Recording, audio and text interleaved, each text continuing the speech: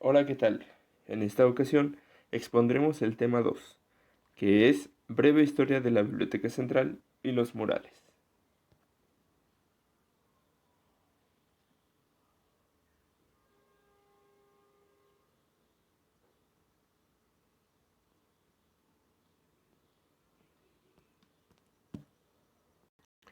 Historia de la Biblioteca Central. La Biblioteca Central de la Universidad Nacional Autónoma de México forma parte del Patrimonio Cultural de la Humanidad por la UNESCO, y no es para menos, pues se trata de una de las construcciones más emblemáticas de la Ciudad de México. La Biblioteca Central abrió sus puertas en Ciudad Universitaria hace más de 6 décadas, y su interior resguarda un acervo de 80.000 títulos, incluida la mayor colección de tesis que existen en México. El edificio de la Biblioteca Central de la UNAM se encuentra localizado en el circuito interior, Ciudad Universitaria, muy cerca del Estadio Olímpico Universitario. En 1948, el arquitecto y pintor Juan O'Gorman, así como a los arquitectos Gustavo Saavedra y Juan Martínez de Velasco, se les propuso que comenzaran un proyecto para la construcción de la biblioteca, que estaría ubicada en uno de los sitios más importantes de Ciudad Universitaria. En un área de 16.000 metros cuadrados, en 1950, comenzó la construcción de uno de los edificios más emblemáticos e importantes de Ciudad Universitaria. La construcción de la Biblioteca Central se inició en el año 1950. Fue construida en un área total de 16.000 metros cuadrados. El 5 de abril de 1956 abrió sus puertas a la comunidad universitaria. Contaba con un acervo de 80.000 volúmenes, 20.000 adquiridos ex profeso para ella, 60.000 provenientes del Departamento Técnico de Bibliotecas.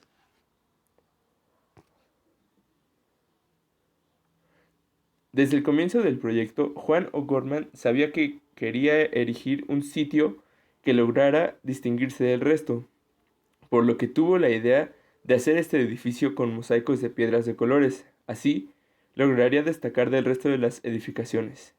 Después de 6 años de trabajo, la Biblioteca Central de la UNAM abrió sus puertas al público el 5 de abril de 1956, el cual contaba con los murales de Juan O'Gorman, que representan la cosmogonía de Nicolás Copérnico y la visión del mundo contemporáneo.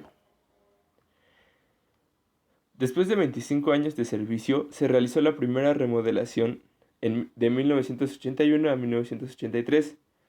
Tuvo como objetivo concebir un nuevo modelo de biblioteca, la interacción de los usuarios con las colecciones. Los principales cambios fueron redistribución del acervo y servicios a los usuarios en el edificio, el acceso de los usuarios a las colecciones, un nuevo horario de servicio y la automatización de servicios en 1986. En el año 2000 se realizaba una segunda remodelación y distribución del acervo de la biblioteca. El objetivo fue recuperar la idea arquitectónica original de la planta principal y tener mejor iluminación natural. Además, se amplía el horario de servicio de 8:30 horas a 21:30 horas. Los principales cambios fueron la recuperación de espacios de planta principal, jardín interior y la parte de la fuente de entrada principal, redistribución de las colecciones, ampliación del horario de servicio, creación de la biblioteca. En 2003 se remodela por última vez la sala de consulta y se amplía la sección de recursos electrónicos de información con más equipos y nueva área de servicio en el antepiso. ¿Quién construyó la Biblioteca Central? Juan O'Gorman nació en Coyoacán, en el Distrito Federal, el 6 de julio de 1905. Estudió la carrera de arquitectura en la Universidad Nacional Autónoma de México. Aprendió pintura con su padre, el ingeniero de origen irlandés Cecil O'Gorman. Uno de sus primeros trabajos de pintura mural fue la decoración en 1925 de 3 pulquerías. En 1928 inició la construcción de la Casa Estudio de Diego Rivera, en San Ángel. Años después construyó para el mismo artista el Anahuacalli, edificio que resguarda la colección de figuras prehispánicas que Rivera donó al pueblo de México. De 1932 a 1934 trabajó como arquitecto construyendo 35 escuelas primarias y técnicas de inspiración funcionalista para la Secretaría de Educación Pública. De 1942 a 1948 hizo pintura de caballete. Entre 1949 y 1951 proyectó y dirigió la construcción de la Biblioteca Central en la Ciudad Universitaria, edificio que recubrió con un mosaico de piedras naturales con una superficie de 4.000 metros cuadrados. En 1950 expuso en el Palacio de Bellas Artes 100 pinturas de caballete. Su obra como muralista incluye, entre otros, los siguientes trabajos: la Biblioteca Gertrudis, Bocanegra de Pátzcuaro, Michoacán; el retablo de la Independencia en el Museo Nacional de Historia del Castillo de Chapultepec y la Sala de la Revolución del mismo museo, así como trabajos en Chile y Estados Unidos. En 1972 recibió el Premio Nacional de Arte por su obra pictórica.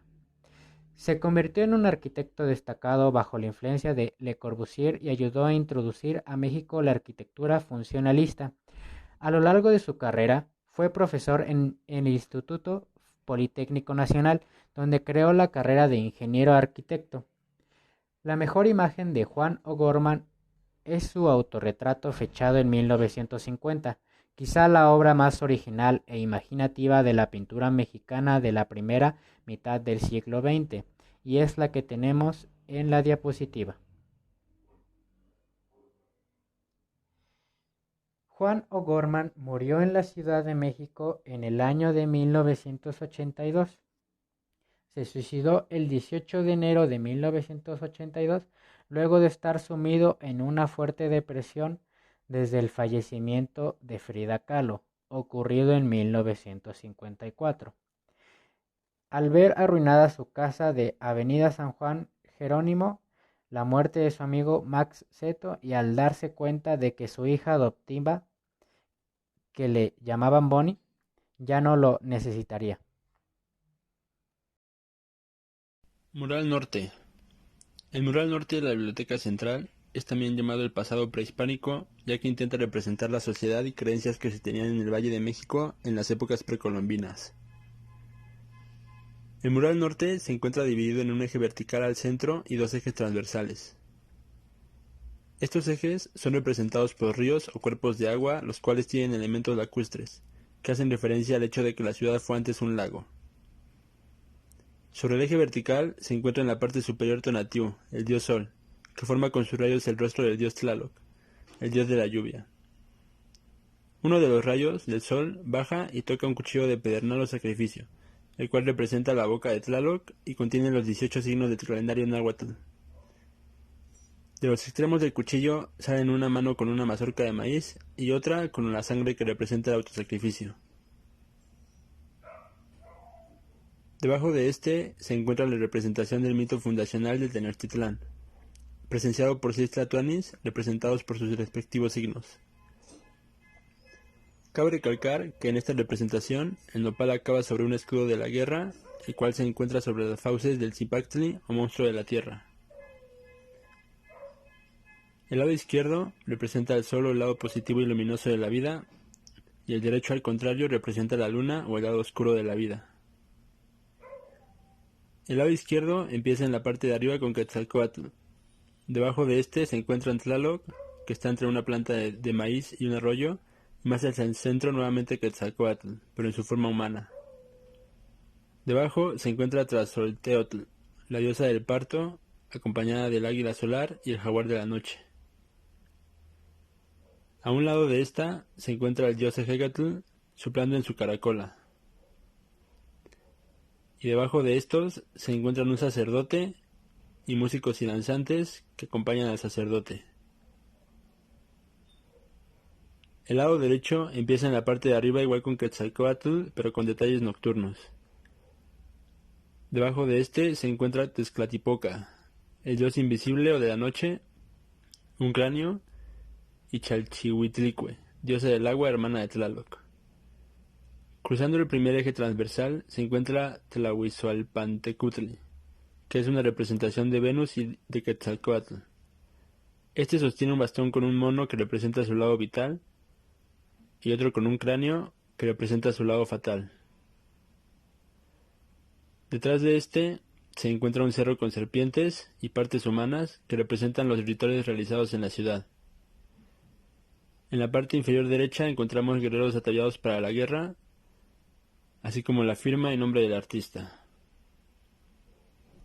Los elementos que conforman el mural norte, Tonatiuh, Tlaloc, Zipactli, Quetzalcóatl, el maíz como el origen, los cráneos como el fin, Tlazolteotl, el águila y el jaguar, las caracolas, los sacerdotes y los danzantes y otras deidades, representan la cosmovisión de un pueblo que se fundía con la naturaleza y una vida llena de misticismo e identidad guerrera.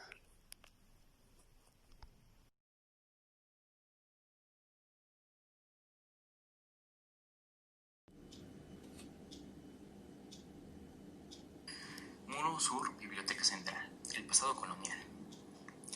Este muro propone una visión del mundo europeo en unificación con el indígena y desborda el bosquejo del mundo colonial novohispano. Lleva consigo fundamentos del pensamiento español en ese tiempo, marcados por la contradicción entre Dios y demonio, entre la religiosidad y la mundanidad como bases de la cultura. En la parte central del muro resalta un enorme escudo de la Casa de Habsburgo, que gobernaba España en la época del descubrimiento y conquista de América, rodeado de figuras entre las que destacan las fechas de inicio y terminación del Virreinato de México, 1521-1820.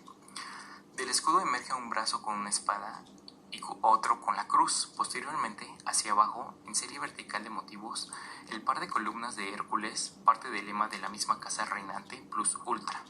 A los lados, un templo griego y más abajo, un templo cristiano colonial, del que parecen salir las manos de Cristo Redentor asociadas a una fortaleza y a un templo.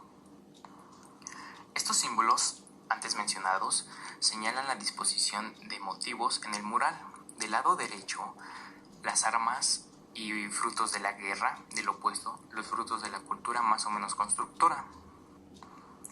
En los vértices derecho e izquierdo se repiten los motivos de la luna y el sol, próximos a series de formas de recuerdo de imágenes de los mundos prehispánicos y colonial.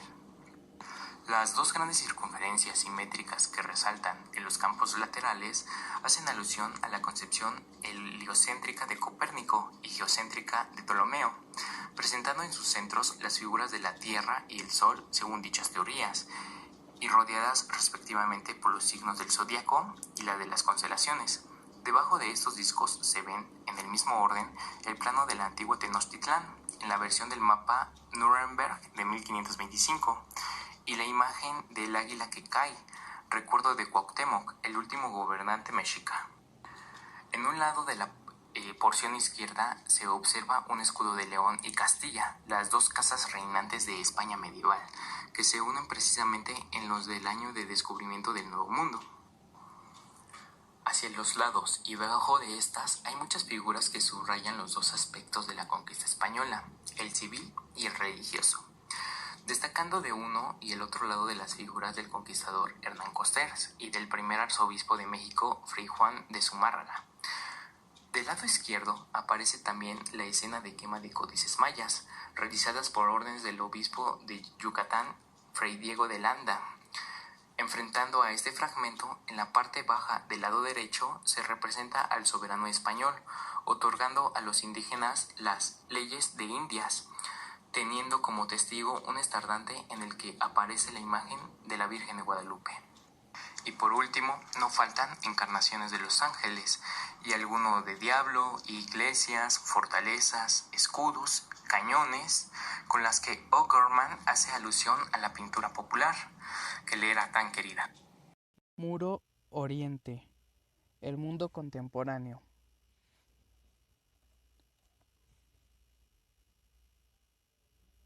En la fachada oriental de la biblioteca también se hace presencia el mundo contemporáneo.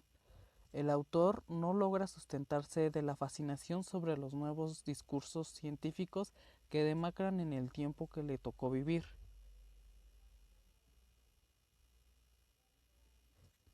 En la parte superior del mural aparece la dualidad eterna, el sol y la luna, solo que aquí su única correspondencia simbólica es con la vida y la muerte. El lado izquierdo está coronado con la estrella roja del socialismo. Bajo él se muestra el orden social y obrero de México, que se abre a la revolución social. El lado derecho está coronado con un libro abierto y bajo él la representación del mundo rural que termina en la evocación de la Revolución Mexicana de 1910 y el retrato de Emiliano Zapata. El átomo en el centro de la nueva cosmovisión aparece como el principio y generador de la energía vital de los vegetales, las aves, los peces, los reptiles y el hombre, y de la energía potencial de los minerales. En el centro, en una alegoría, reaparece el símbolo de Cuauhtémoc, unido a la figura de la paloma de la paz, integrado a la representación del átomo. El autor recurre a las oposiciones complementarias de la realidad mexicana. Coloca en el lado izquierdo al mundo obrero, industrial y transformador, y la opone al mundo rural y tradicional y conservador. Muro poniente de la Biblioteca Central. En este muro, el artista buscó plasmar una síntesis de la cultura nacional y las ideas que conforman la universidad.